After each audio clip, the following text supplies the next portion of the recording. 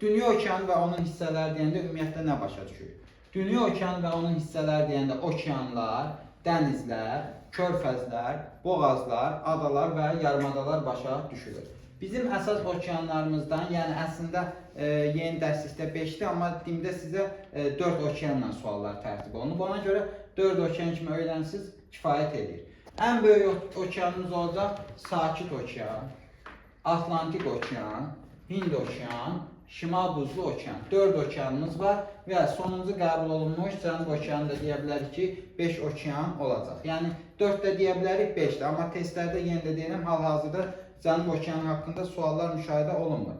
Amma 4 kimi yadınızda saxlayın, bilin ki, 5 dənə okeanımız var. Demək, hər bir okeanın daxilində onun dənizləri, körfəzləri, boğazları, adaları, yarımadaları var. Dənizlər xüsusiyyətlərinə, yəni yerləşdikləri əraziyə görə 3 yerə bölünürlər. Kənar dənizlər, adalar arası dənizlər və daxili dənizlər. Elə adlarından görünür. Kənar dənizlər deyəndə nə başa düşülür? Bir hissəsi materikə söykənir, bir hissəsi isə yəni okeandan əlaqəsi var. Adalar arası, yəni adalarla əhatə olunmuşdur. Daxili dənizlər isə materiklərin içinə daha çox daxil olmuş dənizlərdir. Bəs yoldaşlar, birdən deyirsiniz ki, bəs müəllim, körfəzlə dənizin fərqi nədir? Dənizin okeandan hər hansı bir təbii sərhədi var. Ada, yarımada vasitəsilə, sualtı tirə də ola bilər bu. Məsəl üçün, bax, burada Yapon dənizinə bax, Yapon adaları vasitəsilə Sakit okeandan ayrılıb. Və yaxud Axot dənizi, Kamçatka yarımadası vasitəsilə, Kuril adaları vasitəsilə Sakit okeandan ayrılıb.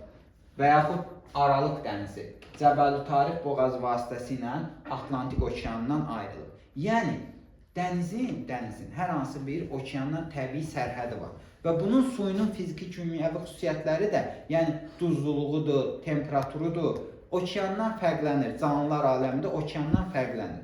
Lakin körfəz okeandan fərqlənmir. Sadəcə okeanın materikə daxil olmuş hissəsidir. Fikir ver, baba.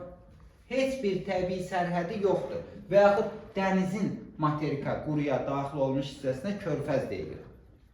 Dənizin təbii sərhədi olduğu, körfəzin təbii sərhədi yoxdur. Dənizin suyunun fiziki kimyəvi xüsusiyyətləri okeandan fərqlənir, körfəz isə fərqlənməyəcək. Tarixdə bəzi körfəzlər səhvən dəniz, bəzi dənizlər səhvən körfəz adlandırılmışdır. Məsəl üçün, Hudzon körfəzi, Meksika körfəzi, İran körfəzi. Əslində dənizdir, səhvən körfəz adlandırılır. Ərəbistan dənizi əslində körfəzdir, səhvən dəniz adlandırılır. Görürsən, Ərəbistan dənizi. Amma fikir ver, heç bir təbii sərhədi yoxdur. Demək, bu körfəzdir. İndi baxaq görək, hansı okeanda, hansı dənizlərə rast gəlinir. Birinci Sakit okeandan başlayaq. Sakit okeanın Avrasiya sahilində olan dənizləri. Avrasiyanın şərqi, Sakit okeanın qərbi. Bering dənizi, Axot dənizi, Yapon dənizi, Sarı dəniz, Şərqi Çin dənizi, Cənubi Çin dənizi. Bu dənizlər hamısı kənar dənizlərdir. Avrasiya sahillərini yuyurlar. Sakit okeanın qərbində yerləşirlər. Bering və Axot qışda buz bağlayır. Qütbə yaxındırsa, əsasən qışda bunlar donan dəniz olacaq. Bering 180 xətti kəsdiyinə görə 3 yarımkürədə yerləşən dənizdir. Həm şərqə, həm qərbə və şimal yarımkürəsidir. Və Bering dənizi 2 materikin sahillərini yuyacaq. Bir hissəsi Avrasiya, bir hissəsi Şimali Amerika və yaxud Asiya və Amerika sahillərini yuyur. Gəldik bu hissədə Sakit okeanın Cənub-Şərqi Asiyada adalar arası dənizləri var. Baxaq görək hansıdır. Bax burada. Sulu, Sulawesi, Yava dənizi, Banda dənizi, Moluk dənizi, Flores dənizi. Bunlar Sakit okeanın adalar arası dənizləridir. Gəldik Sakit okeanın Avustraliya sahillərinə.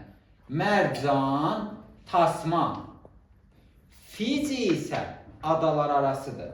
mərcan, tasman, kənar, fizisi olacaq adalar arası dəniz. Sonra yoldaşlar, Sakit Okeanın Amerika sahillərinə baxsaq, burada dəniz müşahidə olunmur. İki məşhur körfəz var burada. Alyaska körfəzi və Kaliforniya körfəzi. Yalnız Alyaska və Kaliforniya bilsən yetərlidir. Sakit Okeanın Antarktida sahillərində olan dənizləri, əlbəttə bunlar donan dənizlərdir. Bunları Cənub Okeanına da aid etmək olar, Sakit Okeana da. Siz hal-hazırda Sakit Okean kimi deyərsiniz. Bellingshausen, Amundsen və Ross dənizləri. Bellingshausen, Amundsen, Ross. Bunlar donan dənizlər olacaq. Gəldik Atlantik Okeanına, növbəti ikinci ən böyük okeanımız olan Atlantik Okean meridianal istiqamətdə uzanmışdır. Ona görə suyunun temperaturu daha aşağıdır, duzluluğu daha çoxdur, üzərinə düşən yağıntının miqdarı az olduğuna görə. Atlantik Okeanının dənizlərinə baxaq. Antarktida sahillərində Weddell və Lazarev dənizləri olacaq. Weddell dənizi və Lazarev dənizləri əlbəttə ki, donan dənizlərdir. Bunlar qütbə yaxındırsa, Antarktida ətrafıdır, demək donacaqlar. Suların duzluluğu aşağıdır. Soyuq yerdə buxarlanma az olduğuna görə duzluq aşağı olur. Gəldik bu hissəyə, mərkəz, orta hissədə, orta enliklərdə. Burada bir neçə məşhur dənizimiz var, bunları mütləq bilməliyik. Avropa və Asiya sahillərini yuan dənizlər. Azov, Qara, Mərmərə, Egey. Gəldik üç qitənin, iki materikin sahilini yuan Aralıq dənizi. Aralığın şimalı olacaq Avropa, şərq hissələri Asiya, cənub hissələri isə Afrika. Üç qitəni əhatə edir, Avropa, Asiya və Afrikanı, iki materiki, Avrasiya və Afrika materiklərini. Sonra yoldaşlar, bu Apenin yarımadasıdır. Apeninin yarımadasının ətrafında 4 dəniz var. Adriatik, Tirren, İon və Liguriya dənizləri olacaq. 4 dənizlə Apenin əhatə olunmuşdur. Türkiyə ətrafında da 4 dəniz var idi. Bax, Qara, Mərmərə, Egey və Aralıq. Mərmərə dənizi özünə məxsus bir xüsusiyyəti var Mərmərənin. Mərmərə dənizi iki qitənin sahillərini yuyur. Bir tərəfi Avropadır, bir tərəfi Asiyadır. Lakin bir ölkənin, iki qitənin sahillərini yuyur, lakin bir ölkənin, Türkiyənin yalnız. Çünki Türkiyənin bir hissəsi Avropaya düşür, çox az bir hissəsi İstanbul tərəf Avropaya düşür. Və ona görə də Mərməriyə deyirsən, iki qitə və bir ölkənin sahillərini yuyan dənizdir. Gəldik bu hissədən, yoldaşlar, burada olan Atlantik Okeanının, yəni Avropa sahillərindəki dənizlərinə baxsaq, İrlandiya Böyük Britaniya arasında İrland dənizi var. Bu adalar arası dənizdir. Bunlar hamısı daxil dənizidir. Bu Azov idi, Qara, Egey, Mərmərə, Aralıq, hamısı daxildir. İrland dənizi adalar arası dənizdir. Gəldik bura, Şimal dənizi, kənar dənizdir. Neft, qaz ehtiyatları ilə zəngindir. Baltik dənizi daxili dənizdir. Donacaq Baltik dənizi. Bax. Burada Baltikin içində 3 dənə də məşhur körfəz var. Botnik, Fin, Riga körfəzləri yerləşir. Gəldik Amerika sahillərinə. Bu hissədə Labrador dənizi, Sarqas dənizi. Sarqas necə dəniz idi? Sahili olmayan, sahilsiz dəniz idi. Sahillərin Gulf Stream cəryanı müəyyən edir. Gəldik burada Karib dənizi. Labrador, Sarqas, Karib. Karib dənizi kənar dənizdir. Bax, diqqətli ol, kənar dənizdir. Və iki materikin sahillərini əhatə edəcək. Şimali Amerika və Cənubi Amerikanın. Sonra yoldaşlar, Hind okeanına baxalım, Hind okeanının dənizlərinə. Yalnız dənizləri deyirəm mən, yəni körfəzlərə hələ keçməmişik. Gəldik burada, Cənub-Şərqi Asiya tərəfdə Andaman dənizi, Ərəbistan dənizi, Qırmızı dəniz tektonik çat zonasında yerləşirdir və duzluğu ən çox dənizdir. Seismik proseslər burada intensiv gedəcək. Burada azdır, Hind okeanının dənizi azdır. Bunun daxili dənizi Qırmızı dənizdir. Kənar dənizi olacaq Andaman və Ərəbistan dənizi. Ərəbistan'da körfəzi Seyfən dəniz adlandırılır. Avstraliya sahillərində iki kənar dənizi var bunun. Timor və Arafur dənizləri. Bunlar da kənar dənizdir. Gəldik Antarktida sahillərinə. Risel, Lazer, Birlik, Davis, Dürvil və Kosmonavtlar dənizləri Hind okeanının Antarktida sahilində olan dənizlərdir. Qışda buz bağlayır mütləq surətdə. Ümumiyyətlə donan dənizlərdir. Demək yoldaşlar, bunları həm də Cənub okeanına da aid etmək mümkündür. Növbəti okeanımız Şimal Buzlu okean olacaq. Şimal Buzlu okeanının dənizlərinə baxsaq, bu hissədə Çukot dənizi.